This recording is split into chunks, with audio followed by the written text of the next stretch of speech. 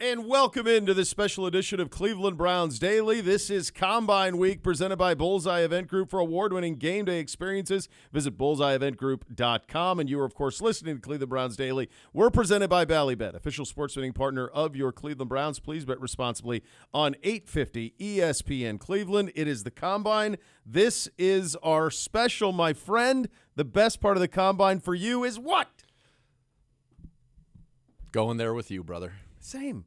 It's the brotherhood and fellowship. It is, and I think in a way, while that is a microcosm of it, big picture, that's what it is for the league too. Totally.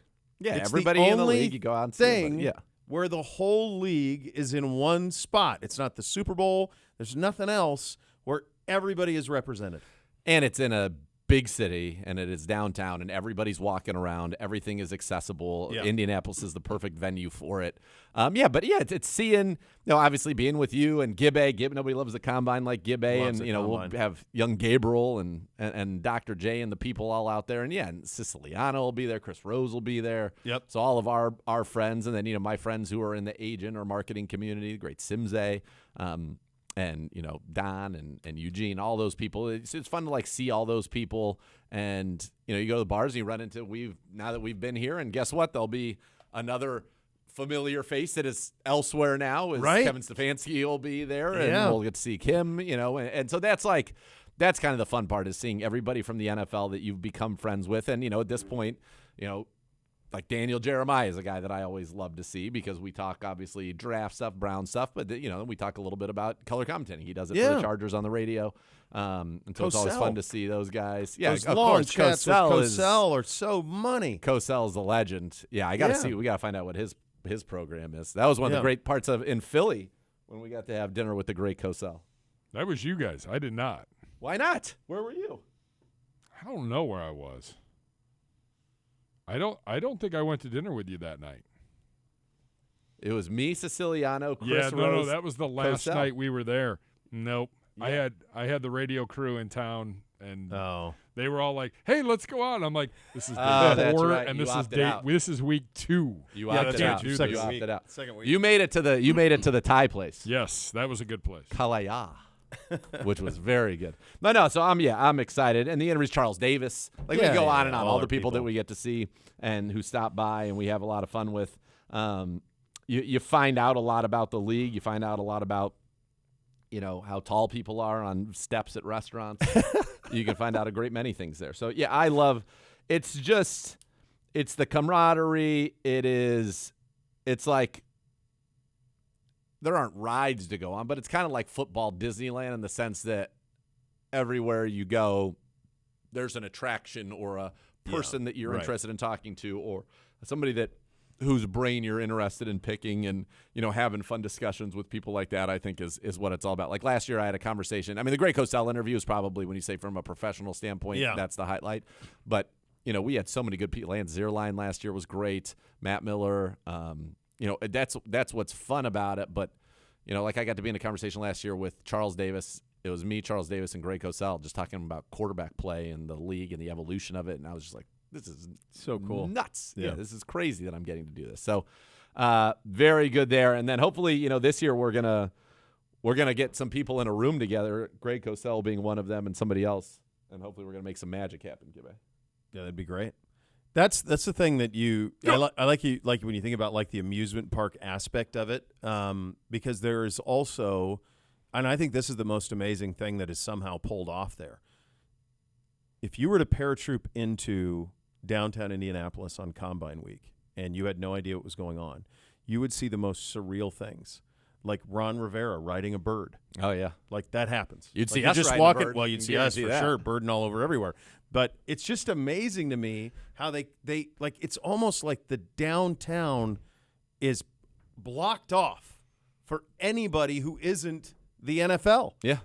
And you kind of have this whole downtown to yourself. Totally. As a league. There's nobody else even around. We always say this joke, like when we leave or on one of the days of the show, they're like, what happens here on a random Tuesday when we're not here?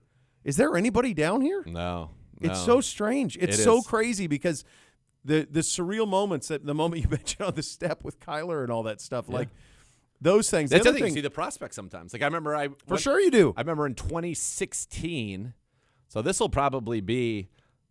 I mean, I know I went for sure in 14. So 14, 15, 16, 17, 18, 19, 20. This will be my 13th combine. That's Good nuts. grief, that's nuts. Yeah, that's longer than you were in school. Maybe we didn't go. That's Did small. we not go in 21? No, there's one year we did didn't not go in 21. We went in 20. Well, I mean, yeah, they we literally went. That shut was the right world before. down. I'm pretty sure I got COVID. We had a super spreader event. I at think the we combine. did. Yeah, I think that So was. then this will be my, what I say, 13. This will be my 12th combine because we Okay. had the one Yeah. in absentia. 12 times. That's 24 times going back and forth on Indiana's finest freeway. Oh, 70. I love it. What a Yeah, road. Yeah. Yeah, like I remember in 16, I walked in to get my credential. Back then, it was like a little different to get your credential. I walked in, and there was Jared Goff. And Yeah. like, I obviously had great affection for him. Wore number 16, played at Cal, like All of it. Yeah. all of it. So we had a nice chat, and I'm like, That's what I mean though. Like you just see those people at restaurants getting Yeah. breakfast, getting coffee. Like they're just there. Jerry's- with everybody. Jerry's bus. Jerry's bus. It's amazing. Yeah. Yeah, it's really cool, and it's. I think the other thing, big picture from the combine, and one thing that we learn is we learn some truths. Like you mentioned, Kyler in terms of his height. Going into that combine, there was not anybody who thought that the Arizona Cardinals were drafting a quarterback at number 1. Nobody thought that because they just had one in Josh Rosen, and everybody assumed that they had hired Cliff Kingsbury to get the most out of Josh Rosen. We were at the combine for 30 minutes, and we went, "Oh, they're taking Kyler." Oh, yeah. Tua to Miami. Remember that one? Tua, It's like, yep. oh, that's done. That's where he's going. Danny Dimes. Danny Dimes was another one. Justin Herbert to the Chargers. There were these things. I mean, even last year, going over to the combine, the consensus was Ward or Sanders. One's going 1, the other one's going 2. But by the time we left, it was like, oh, Ward's definitely going 1. Ward is going 1, but 2 now is a totally different conversation. Nobody leaving the combine, though, thought that Shooter Sanders For was sure. going in the 5th round. But Yeah. by the time we left, there was some chatter that, he might not go 2 overall. Right. Correct. Yeah. That and going into it, it was they're going 1-2. Yep. Coming out of it, not. So there's groupthink that happens over there, and you have perception in your mind on this month that's happened from the end of the college season until now, and then you have the reality of everybody starts talking and you get the groupthink. Well, and we talk about prospects, but remember, this is the origination of the Odell trade to Cleveland. Oh my God! The podium. What a moment! It's one Doris of the is at the all-time podium going, moments. So "Hey, much fun. give me a call. And then Let's they're talk in it this- through." And then Yeah. they're in the suite together watching the combine. Yeah, and that was later. Then Yeah. they were in the suite. Yeah. It was like, what is going on? And then 2 weeks later, we had Odell Beckham Jr. Yeah, Number 1 ranked sports podcast in the world. it was. It was. We did Cleveland have Browns that. Daily Emergency. Yeah. No, so that's all of that stuff. I mean, we've had so many fun moments. Just personally, like the very first, you were so excited the first time you guys both were the first time I got to have nada. Like, Oh, man. I had never seen you consume tacos until the first Yeah. time. I've never seen anything like it before or since on the taco Now consumption. defunct, dude. Unbelievable. Yeah. There's one in Columbus. What right, in right near Cincinnati? the arena. Yeah. Yeah, there was one in Cincinnati. Yeah. Yeah, right down Yeah. So no nada. So that I remember vividly, and then I quite legitimately almost died on the shrimp cocktail. That is. Yes. There was some. I don't know if it was going to be a cardiac arrest. I'm in relatively good health, but there was definitely a shock to the system that occurred for me on the shrimp cocktail. Yeah, it can be nuclear in the building. Like I have the store-bought one, and it's still people who are not It's hot. accustomed to it. It blows their brains out. But, There was yeah, a I remember hum. I just look at you, and you were just I couldn't tears. get you my couldn't breath. talk. You couldn't. You Couldn't were get my nothing. breath. The only time that's ever happened to me was when I had that Carolina Reaper sauce at Barrio one time. And I just couldn't speak, and I had to drink creamers to That's your get only. it back together. There's no path out of it. No path. So I've No learned path. my lesson. Now when I do the shrimp cocktail there, I brush most of the sauce off. Oh, no. That first dip was a big boy. Oh my God. I'm going all in, baby. Brain. I'm going all in. Yeah. But there's so many of those. Yeah. There's so many of those moments that are so cool, and You remember when we saw DK Metcalf? you and I were in those days, folks. There was the Radio Row was set up. They had a miniature stadium that was set up for the bench press. Yep. And it was adjacent to us. Yep. And so we could hear that going on, and then sometimes see it if you had the right angle. You could sometimes see it. And so when DK goes to the bench, and he either set the record or it was something, and I can't remember what And he it just was walked exactly. back. I just remember what I remember, and I may be misremembering, but it's a better story if I remembered it correctly or if I misremembered it in this manner. I just remember him walking out of it, either walking to it or from it, Yes. past us without a shirt on, and I'm like, this dude is like, what is going on? Like a defensive end? Looks like a cyborg. I know, he was nuts. Yeah. Yeah. That was it. I think that was coming out of it. Yeah. And he had the shirt off, and we walked by, and we just went, oh, okay. And then I remember people having a big problem because he couldn't do the 3-cone. Yeah. He's I doing don't just fine. Feels like he runs a straight line pretty Very good. well. Run some deep overs. Do those work? Yes. Do those work? In fact, they do. Yeah. So yeah, I mean, I think all of those things. It's I think it'd be almost like for a kid, it almost has a feeling of a Make-A-Wish thing if you just love the business of the NFL. So Like if you could just have unfettered access, totally, it would have that effect. It reminds me of when I would get to be able to go myself, first of all, and then also later in my life with my kids when we could go backstage at a WWE event. That's a good analogy, yeah.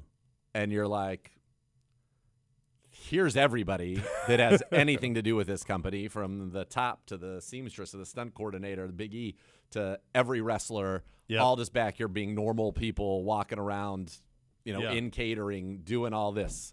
Like my buddy Vince cut in front of Ricky Steamboat and catering at SummerSlam, and it's like, you just cut off Ricky Steamboat. Like, what are you doing? So it's kind of that. It's surreal in that respect, where it's just like, the shock of who you see next, if you're a football junkie, would be immense for you. You wouldn't. It would be unlike anything that you've ever experienced. I think that backstage one, and that just popped in my head, but I think that's actually a pretty good one. You're like, you're in a world, now obviously we belong there on Radio Row, but we're in a world that, people who love this game don't often get to be in. And when you see it, it's pretty cool. Now, some people, because of the fact that everybody's there, some people at the Combine get into this ugly habit where you could be having conversation with them, but they're constantly looking like, who else is coming? Who else is coming? Are you more important? Are you more important than How about this guy? Oh, what about, yeah. Yeah. They're doing that. And then you have people that are there like to break news, but some of them just feel like they have to hold those stories. Like, I got this huge story, but I just can't break it yet. Big one. And then somehow it doesn't work that he ever breaks the story. So There never was a big story broken by this but individual. we've heard about a great many stories that he's on the cusp of breaking. Oh, yeah. But he's sitting on it usually. Sitting on it. Sitting on in perpetuity. Yeah, I can't break it yet, but Can't I've break got it. it. Yeah. Got that story. What is your favorite part about Elmo's other than the shrimp cocktail? Like walking through the bar is always great because you just run into so many people that are like, you just walk through that bar. I had one year where I think you left for whatever reason. I don't know. Gibbe couldn't come. Whatever it was, I ended up eating solo at the bar and watching basketball one year, and I was like, this is great. I just like the fact that it is so old school. It has a vibe that you don't get at even many steakhouses around the country, even if they are kind of more old. They keep it old school. Everybody's in there in the tuxes. It's white tablecloth. I love that they always have prime rib on the menu. I don't love that you have to, like, to me, there's a standard. Like, rare is I already rare. know where you're going, yeah. Medium rare is medium rare. Medium is medium. And guess what? It's Not only is universal. it a standard, it's universal because it's linked to a temperature, That's right. which is a number. Yep. And they're just like, Trust nah, us. We're We know. good. Yeah. So if you like a medium rare steak or medium rare prime rib, that's how you would typically eat it, cook it for yourself. We're talking 129, 130 in that range. You've got to get it medium. You might even have to get it like medium plus Yep. towards well, which is an insane thing for somebody who's only eaten medium rare meat in their whole I think lives. that's the right But thing. you got to at least order it medium. Yes. I won't bring myself to do the medium plus, but that if I want to hit what I really want, it probably might even be that. They're just like, their medium rare is It's rare. raw. Yeah, it's rare. I mean, it's a Cold it's purple. Cool. Yeah, cool blue. Yeah, it's definitely cool. Yeah, it's that part is crazy. And you were like, dude, I'm telling you. And I said, dude, I've never ordered medium in my life. Same. Ever. And I only will at Elmo. only there, yeah. I love how all the waiters, like some of them have been there 30 plus years. Yeah. We had a which is dude last year that I incredible. want to say was like Yeah. 50 years or something. Nuts. Some crazy number, and that they have it so memorized. They never look down on anything, which is incredible. The other thing they do that I think is that I only have it there. They have a vanilla old fashioned that they make there, and you can buy cola. the bottle of cola. it. Yeah. You can buy the bottle of it, but the cola thing that they have. I don't get it. I would never order that anywhere else, but like they did it there, and I enjoy it there. Yeah, the St. Elmo's cola is famous, and that vanilla old fashioned that they do, which and you can buy it. It's bottled, but it's a little too sweet for some reason. Yeah. In the they in sell the house, cola too. I have a bottle of that cola. It's actually 40 proof, that cola bottle, which is wild. That for is it to be mixed already. Yeah, it is. Yeah. But so that it's all of those little. I do think their commitment to like a navy bean soup is unreal. And I never ordered anywhere, but I did get it there. I think last year, or the year before, I got it because I'm just like, they must know what they're doing. And tomato soup, isn't that the other one? Isn't it tomato soup and navy bean, or tomato juice? I'll have to look. There is something a with the tomato juice juice or that's something served that they with give. something that they bring out. Yeah, would you like a tomato juice? They bring that out too. I'm good. Yeah, I don't mind a tomato juice, but I remember the tomato juice too. It's like an aperitif. Yep. Yeah, I don't know. It's a crazy place, but it's really cool. Very cool. It's awesome. Yep. And I love it. And we got a lot of business to do. It is a fun place. It is a great place to be. I love it. I'm very excited. Very excited. Those are your hot topics today, presented by University Hospitals, official healthcare partner of your Cleveland Browns. As you have probably figured out by now, it is Combine Week, presented by Bullseye Event Group. For the award-winning game day experiences, visit bullseyeeventgroup.com. And, of course, you're listening to Cleveland Browns Daily. We're presented by Ballybet, official sports betting partner of your Cleveland Browns. Please bet responsibly on 850 ESPN Cleveland.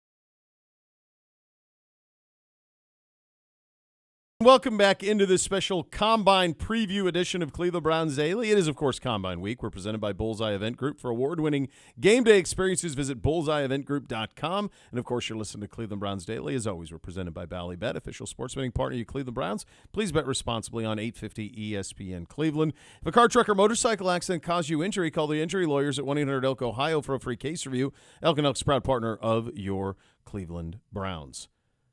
Top 3 position groups heading to Indy. Before we talk to anybody, go. That we need? That's right. Can we just say weapons?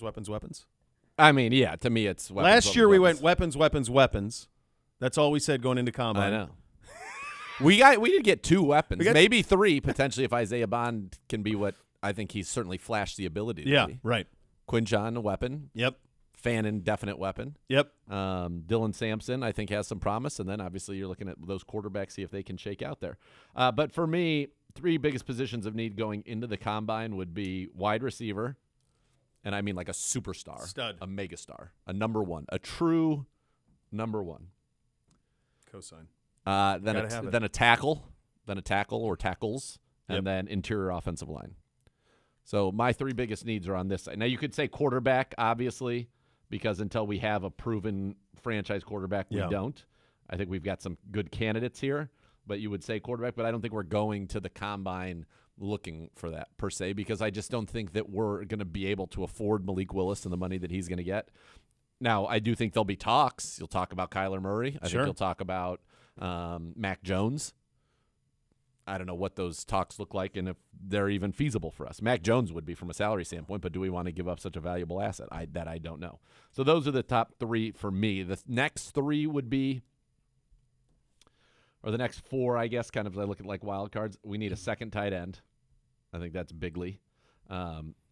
We need, apparently, we're going to keep going at it, defensive tackle to buttress that room just because you've got, Mike Hall hasn't played a full season yet. Mason was good. Malik Collins is now coming off of a serious injury. Shelby is an older veteran, and so you don't have necessarily those young guys. Now, we did have Tommy Togiai. We did. We did have Jawan Briggs. We did. Unfortunately, we do not anymore, and they That's both right. were excellent this year, and we would have crossed this one right off the list here. Yeah. If Devin Bush does not come back, which the hope obviously everybody wants Devin Bush to come back, will linebacker becomes a big position of need. And then, obviously we want MJ back as the third cornerback, but I do think that's a position that the Browns will have to address as well. But to me, will linebacker and third cornerback are addressed in-house. Like, that's easy.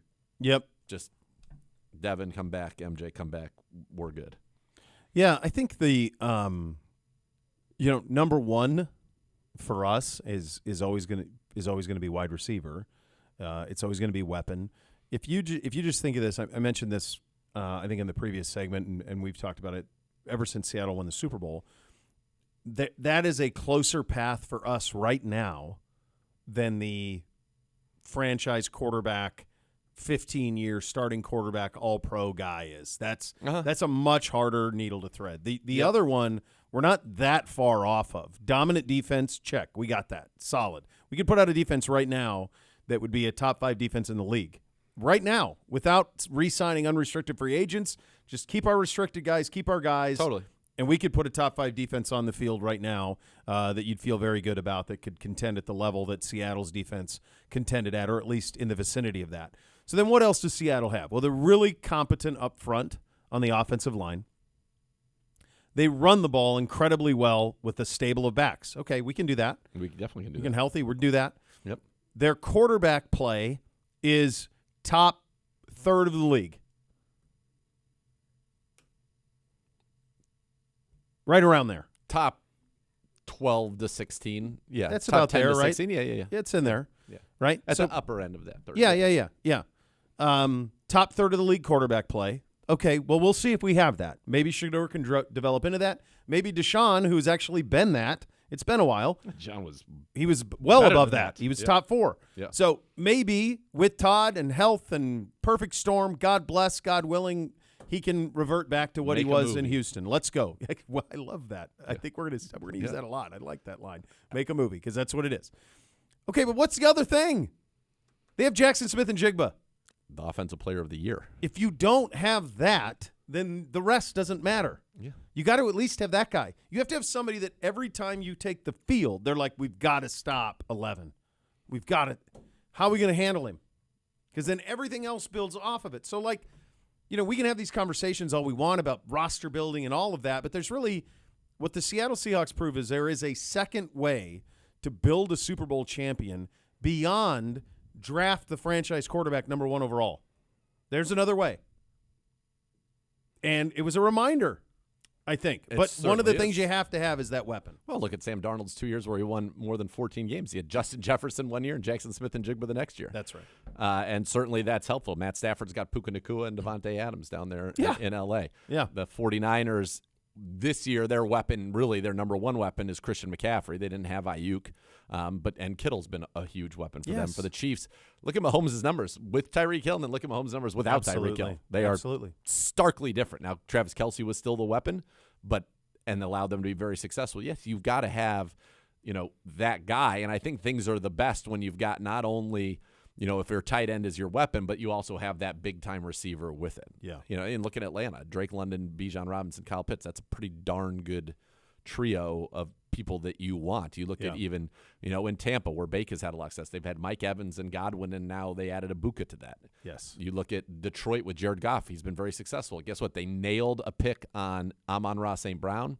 They have a weapon in terms of a running back in Jahmyr Gibbs and a two-headed monster there. They have a very good tight end in Sam Laporta. And then they got the wild card. It took a while, but Jamison Williams is the burner who puts up 1,000 yards every year because he hits monster plays. Yep. But that's kind of and I mean, you just go on and on. Every team's good. Like the Eagles have You have to A.J. have Brown, it. Devontae Smith, Saquon Yeah. Barkley, and Dallas Goedert. Like you've got to have guys who can score the ball. That's what it's all about. So what I think is going to be really interesting is as we talk to the Dane Bruglers and the Cosells and the Waldmans and all these guys that we talk to every year, Matt Miller, all of these guys that we talk to this week at the Combine, I'm very curious to hear kind of their receiver pecking order. Who's your 1? Who's your 2? Who's your 3? Totally. Is there a gap Yep. between 1 and 2 and 3 and 4? Yep. Or is there not much difference between Carnell Tate and the Boston kid from Washington? Yep. How big's that gap? Yep. Could you wait on one at 24? Like, I wouldn't be a proponent of that. I would want the guy at 6. But if there's not a big difference between the 1 and the 6, then it's a little bit more palatable. If your priority, and this is the way we'll ask it, if you, Daniel Jeremiah, were operating under the assumption that your number one priority and directive in your organization is to get the best receiver in this draft, to get a stud number 1 receiver in this draft, do you have to do that 6, or can you do that at 24? That's it. That's it. And then we'll find everybody will get a pooling of all those answers. Yeah. Because to me, that's more important.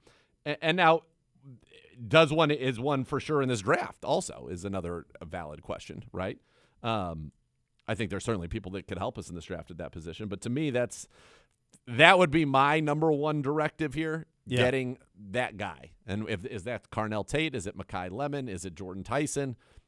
Is it Boston? I think a lot of people think those top 3 are kind of in their one area together. But finding that out. And what I would also ask is, how do you compare anybody in this draft to Tet McMillan? Sure. Who is the better prospect? Yeah. And we will see. That last year was really just Tet McMillan and then Ibuka, right? Yeah, those two, and they were both great. And McMillan was kind of a slow burn and then constantly productive, and Ibuka was like shot out of a cannon, and then I don't know what kind of happened. Very strange. Kind of went sideways as that season went on, and went sideways certainly for him. But yeah, that's my number 1 goal for this operation, is to get that guy at wide receiver, because I do think if all of a sudden like Jerry Jeudy is your number 2, yes, and Bond is your like speed dude, that now they've got to devote their top resources to, let's call it Carnell Tate. Judy's now going to get a lot of one-on-ones against the second corner. Yep. Go back and watch the Denver game. That's kind of how that happened. They were able to use motions and shifts, get him away from Surtain, and he absolutely was roasting people. So all of a sudden, if he's in that role, I think he becomes more effective.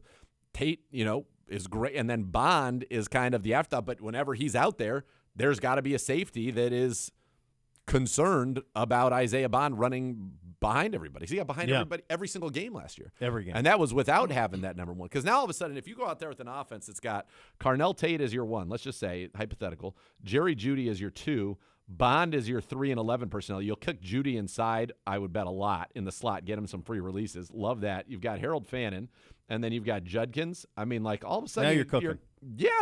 You've got that's something to contend with, because this is a team that really just needs to get to, I don't know, if we score 22 a game, I feel pretty good about our chances to win a lot of games. Yeah, for sure. That's it. And so we'll have that same conversation around tackle. Yeah. What's the difference between Fano, and if he's the 1 tackle, then who's the 2, and who's the 6? Yep. And how big is that gap? Yep. Heading over there, ideally, in my head, I'm thinking receiver. It's ideally receiver 6, tackle 24, tackle second round. That's kind of what I'm thinking in my head. That would be a perfect draft. Fine with me. For us, if that's the way that it could shake out. We are on the same page, brother. You know this. I do know this. We've been lockstep. We've been lockstep for a long time. For years. For quite some time. Gibbe wants to know what's more important, on-field work or interviews? Clearly the interviews. Can I give a caveat? Please. For the top prospects, interviews. For the back end of the draft, on-field. I think people need to have their athleticism confirmed.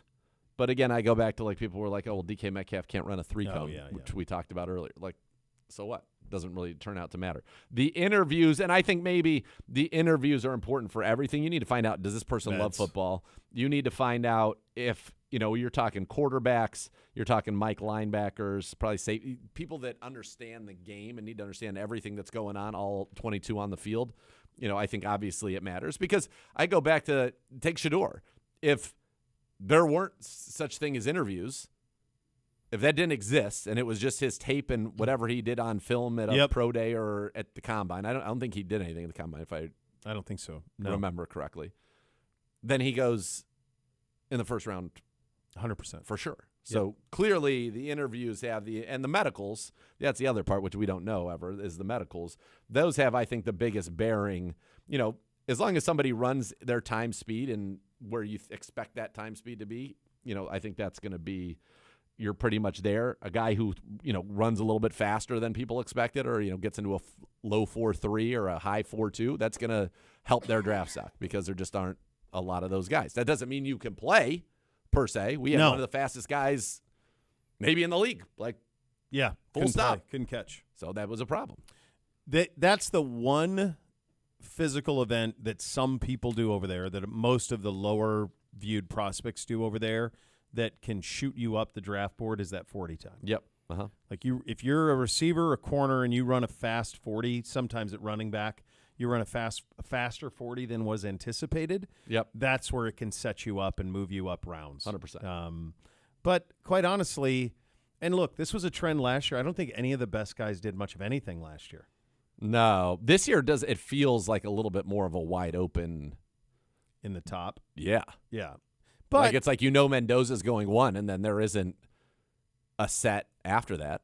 What did we know last year going in? I'm just trying to think. We knew Carter. Driving over there, it was Cam and Shedeur for 1. Yep. And then it was Abdul Carter and Travis Hunter were the best non quarterbacks. Yeah. Yeah, and then Genty and where. Genty. Because he was one of those. Genty go. Like this is a sure thing. How high does the running back go? And I remember listening because I always listen to that pod on the drive that Daniel Jeremiah does, and Mason Graham was another guy that people were very excited about. But and Tet McMillan obviously, but it wasn't. This one, it feels to me like you could see a lot of mock Ted Arvell Reese going 2nd, and then now we see him going 7th. Like it doesn't feel like after the quarterback that there is a real hierarchy of who's going to go where. No, and I think it's an eye of the beholder. It was something we talked about earlier in the show. I think the Caleb Downs conversation is going to be a fascinating one because it would not surprise me if by the end of this week the consensus over there is he is the surest thing in this draft. Like I watched every snap Caleb Downs played as a Buckeye the last 2 years, and I watched every snap that Arvell Reese played as a Buckeye the last 2 years, and Arvell Reese was incredible at the start of this year. He was everywhere. I've never seen Caleb Downs out of place, ever. Dude, if you go back and listen to the shows that we did when we started thinking about the draft next year, my dream was always to get a stud wide receiver in Caleb Downs. Yeah, right. Could we get them both? That's right. Yeah. That's a home run to me. But now we have these, unfortunately, glaring needs on the offensive line that can't be ignored. Now, we talked about it, earlier when Joe Flacco took us to the playoffs. The starting tackles were James Hudson and Jaron Christian. Yeah. And Joe Flacco had more consecutive 300-yard games than anybody in the history of this franchise. Yeah. With those tackles. Yep. So that's what I always come back to. So to me, it's like if everything's humming and the offense is working and you got a good quarterback who understands defenses and can get the ball out and, it's not as important to me as the other things. To me, that's something that you then turn your attention to once you have the weapons. And I'm going to give the example of the Chicago Bears. The Chicago Bears came into it. Caleb Williams was here as a number 1 pick. DeAndre Swift was already there under contract for now his 2nd season, right? They had already drafted. They had brought in DJ Moore. Yep. They had drafted Rome Odunze. Yep. They had Cole Kmet, who was a 2nd-round pick. But so then in the offseason, they signed like 3 offensive linemen, and then they used the draft to add Colson Loveland and Luther Burden. Yes. So now all of a sudden, but they had the base of weaponry first, added the line, and then finished it. This last draft, their first 2 picks were 2 more weapons. It was 2 more Loveland weapons. and Burden. And then they got Monungai later on in the draft, who was a nice little hammer compliment. Like, their weapons are set. Yes. DJ Moore, Rome Odunze, and because Burden's so good, they could, if they wanted to trade DJ Moore, they could. But DJ Moore, Rome Odunze, Luther Burden, Colston Loveland, Cole Kmet, Swift Monungai, and Caleb everywhere. Williams. Like, Good that's luck. why they were never out of a game. Never. No. That's a great example. Love that example. Yeah, I wish that was us. I mean, that'd be so fun. Be nice to be in that We'd be spot. partying in northern Indiana, having a great time. That's true. For the ultimate Browns skier, head to the Browns Pro Shop, a Fanatic experience right next to Huntington Bank Field. Jerseys, hats, hoodies, collectibles, exclusive merch you will not find anywhere else. Shop in-store online at shop.clevelandbrowns.com. The Browns Pro Shop, official merchandise for true Browns fans. Coming up next, one bold prediction for Combine Week, and one question we're going to ask AB and Todd. You're listening to Cleveland Browns Daily. We're presented by Ballybet, official sports betting partner of your Cleveland Browns. Please bet responsibly on 850 ESPN Cleveland.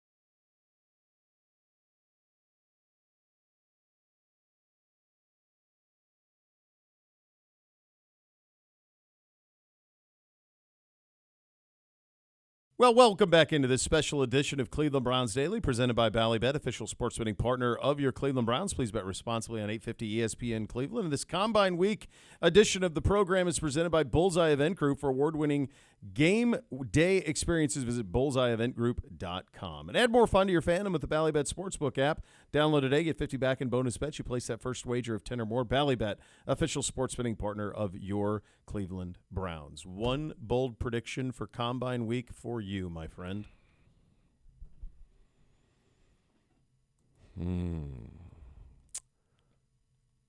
We will all handle St. Elmo's with great aplomb. The cocktail sauce will not I've claim learned. any victims.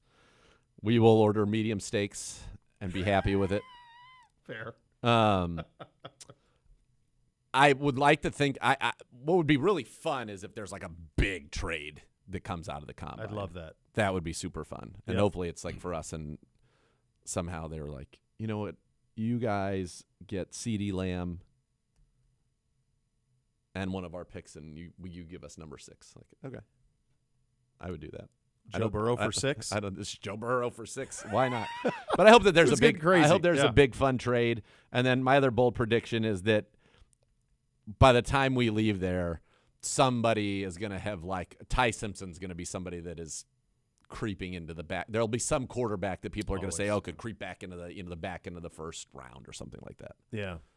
I think this week is going to be all about quarterback.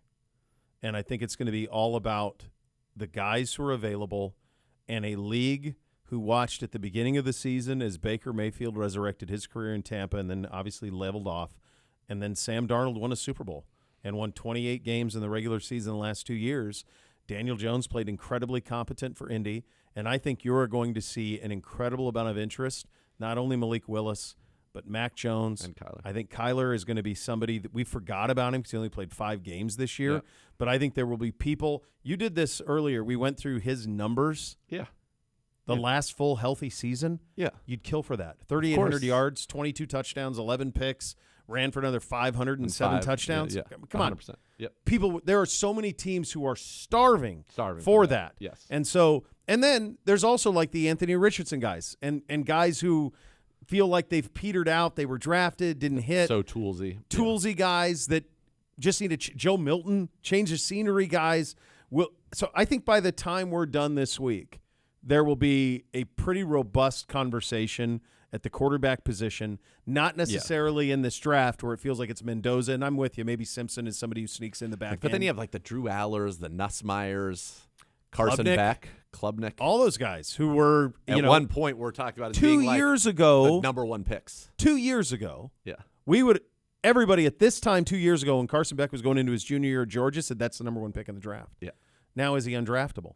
And Drew Aller. had he not had a bad game against Notre Dame 2 years ago, 2 years ago. might have gone in the top 10 that year. Absolutely. Absolutely. He's got the size. I mean, there will be fun guys that I think teams will take flyers on. It will be interesting if somebody gets talked into the back half of the first round. The other thing you can't take seriously, and now it's funny because Malik Willis is now the hottest free agent quarterback and will probably make north of $30 million this year. That when at the combine, they were talking about him going in the top 10. Yes. And he goes at late third round. Same with that kid who is the one guy who's won from Alabama, who just won from Alabama, Milroe. Oh, yeah, Milroe, yeah. Milroe went like the end of the third We had to people Seattle. in town saying you got to trade up to Milroe to take him at 2. That's right. They were saying that People are coming at 2 to take Senior Bowl. Milroe. Yeah. Uh-huh. And that didn't work. So, you don't know anything. So, there's going to be the liar's poker that happens. The one thing that always happens at the Combine is consensus happens. On Tuesday, there might be 16 different views on players. Yeah. By the time you get to Thursday and Friday, there's kind of one view or two view. Consensus happens over there. I think the quarterback conversation is going to be interesting. There are a ton of tradable guys in this league who, I mean, for example, could we see a Joe Burrow conversation? Not for us. Love that. But is that something? I would love that. Where he's fed up and is like, I can't waste any more time doing this. I mean, please don't. Please leave. Get out of here. I think he could be like, I don't want to get. get sacked by Myles Garrett anymore. It's in look at it. Enough. It's in the office. We'd have to change that picture, but I'd be fine with that. It'd be okay. I'd be fine. I'd make amends. Sort that with out. That. Yeah. I mean, I think those are some of the things that happen over there that are pretty exciting. We will get extended conversations with AB and Todd. You've talked to Todd a lot here in the last month. I've talked to both of them a lot. A lot, yeah. Gibbe wants to know what's the one question you want to ask. I don't think it's anything that I haven't asked them. The one question you want to ask, which is not going to be able to be answered, my guess is if I could ask it, is getting a number one wide receiver to AB, is that the top priority for this offseason? It's a great question, Nate. He's like, we won't look at it that way. Yeah, no, there's no chance. And then for Todd, it's all right. Walk me through as you sit here today. Yeah. What is the quarterback plan? Oh boy, who's taking the first rep at the first practice in OTA? Yep. What's that look like? What does that look like? What is your plan? Because he has two-person. that. He's got to have. I mean, you have to have it at this point. Yeah, he's got to know. I would want to know. So, will I ask those questions? Probably not, because I know what the answer is. Maybe I will. Maybe just for fun. I could see the quarterback plan one would be one that would make sense. Yeah, and would be you're not going to get. You're not going to get. I mean, you can't. You can ask Andrew 20 minutes of questions. Countdowns are incredible. They're incredible. You're not going to get a true answer on anything on any of it because it doesn't behoove him to give it. So it's almost like you have to go off topic to try to glean some sort of. There's nothing good to ask. There's no good answer for him to give. He's like, getting number one receiver. That drives the price up in any trade talk. Right. It makes people who want receivers say, "Oh, we got to get in front of the Browns." So these are like true serum things that I would like to know. Me too. Yeah. The quarterback one, I think we can ask Todd that. But for AB, what's the one question? Maybe we'll just go with: will Devin Bush and MJ Emerson be back? Because that's what we all want. Yeah, that'd be good. That'd be a good one. It's gonna be fun, man. Yeah, I'm excited to get over there. It is a treat in every way. The food is good. The information's incredible. Yeah, it's fun. The birds are borderline not safe, hazardous. You're hazardous. Still here. I don't know how. I know how. I don't know how I'm here. You're rugged. I guess. Sturdy stock. But we got you covered tomorrow starting at 3 o'clock. This is Combine Week. It's presented by Bullseye Event Group, your award-winning game day experience. Visit bullseyeeventgroup.com. Thanks for listening, everybody. You're listening to Cleveland Browns Daily. We're presented by Bally Bet, official sports betting partner of Cleveland Browns. Please bet responsibly on 850 ESPN Cleveland.